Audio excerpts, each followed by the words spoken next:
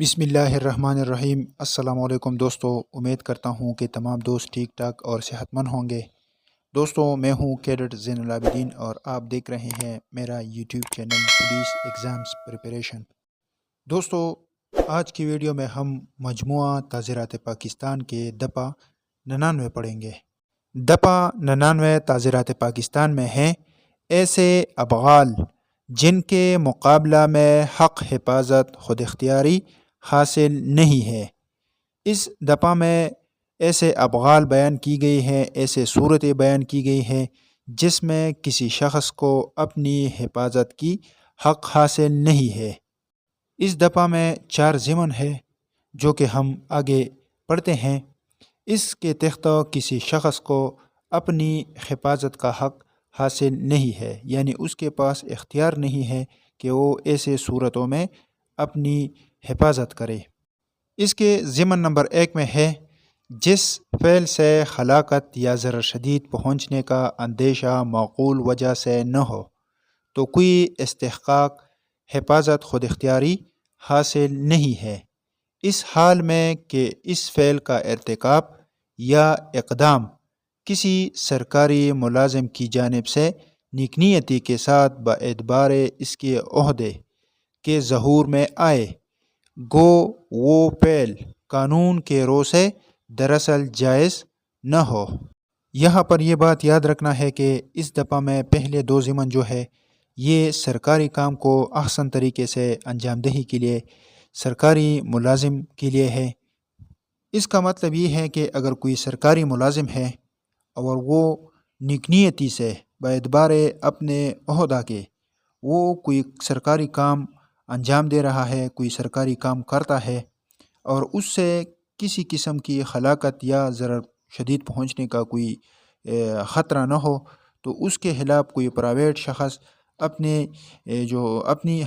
حفاظت کا وہ حق نہیں رکھتا۔ یعنی اگر کوئی سرکاری ملازم کوئی سرکاری کام انجام دے رہا ہے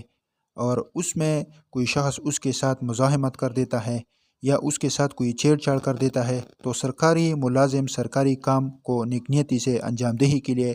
اس کو کوئی جو ہے اس کے خلاف کوئی طاقت استعمال کر دیتا ہے تو اس شخص کے پاس یہ اختیار نہیں ہے کہ وہ اپنی حفاظت کرے، مگر شرط یہ ہے کہ وہ قوت ضرر شدید یا ہلاکت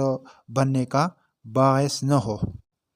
ضمن نمبر 2 میں ہے جس فعل سے ہلاکت یا ضرر شدید پہنچنے کا اندیشہ معقول وجہ سے نہ ہو تو کوئی استحقاق حفاظت خود اختیاری حاصل نہیں ہے، اس حال میں کہ اس فعل کا ارتکاب یا اقدام کسی ایسے سرکاری ملازم کی ہدایت سے ظہور میں آئے جو نیک نیتی کے ساتھ اپنے عہدے کے اعتبار سے عمل کرتا ہو، گو وہ فعل قانون کے رو سے دراصل جائز نہ ہو۔ سب سے پہلے اس میں یہ بات یاد رکھنا ہے کہ ضمن نمبر 1 اور ضمن نمبر 2 اکثر ہمیں ایک جیسا لگتا ہے۔ اس میں بنیادی فرق یہ ہے کہ ضمن نمبر 1 میں سرکاری ملازم خود کسی فعل کے کرنے کے لیے موقع پر جاتا ہے، جبکہ ضمن نمبر 2 میں کوئی پرائیویٹ شخص یا کوئی دیگر شخص ہے جو کہ سرکاری ملازم کے ہدایت پر وہ کوئی سرکاری کام انجام دے رہا ہے، تو اس میں بنیادی فرق یہ ہے۔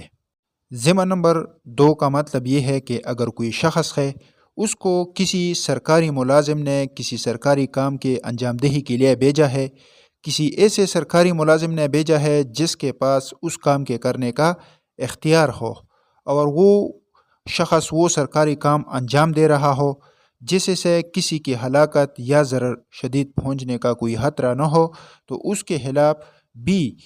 کوئی شخص اپنی حفاظت نہیں کر سکتا۔ جس طرح ضمن نمبر 1 میں ہم نے پڑھا کہ سرکاری ملازم اگر وہ کام انجام دے رہا ہو تو اس کے خلاف بھی وہ اپنی حفاظت نہیں کر سکتا، اور دوسری نمبر ضمن میں یہ ہے کہ اگر پرائیویٹ شخص سرکاری ملازم کے حکم پر وہ کام کر رہا ہو تو اس کے خلاف بھی کسی شخص کو اپنی حفاظت کا حق حاصل نہیں ہے۔ ضمن نمبر 1 اور ضمن نمبر 2 میں بنیادی اور اہم باتیں یہ ہے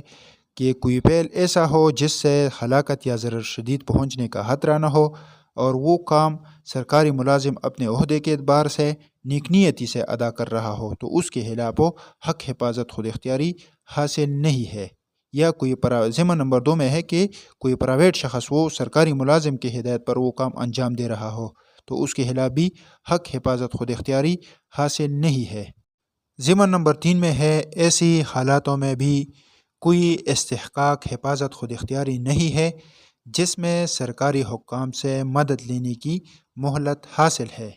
اس کا مطلب یہ ہے کہ اگر کسی شخص کے ساتھ کوئی واقعہ پیش آیا ہے اور اس کے ساتھ اتنا ٹائم ہے کہ وہ سرکاری حکام سے مدد طلب کرے تو وہ بھی اپنی حفاظت نہیں کر سکتا، یعنی وہ اس طرح نہیں کر سکتا کہ سرکاری حکام سے مدد لینے کے بجائے وہ اپنی حفاظت شروع کرے اور وہ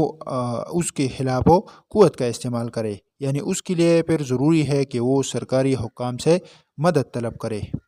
ضمن نمبر 4 میں ہے استحقاق حفاظت خود اختیاری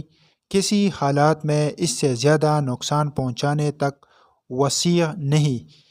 جس کا پہنچانا حفاظت کے لیے ضروری ہے۔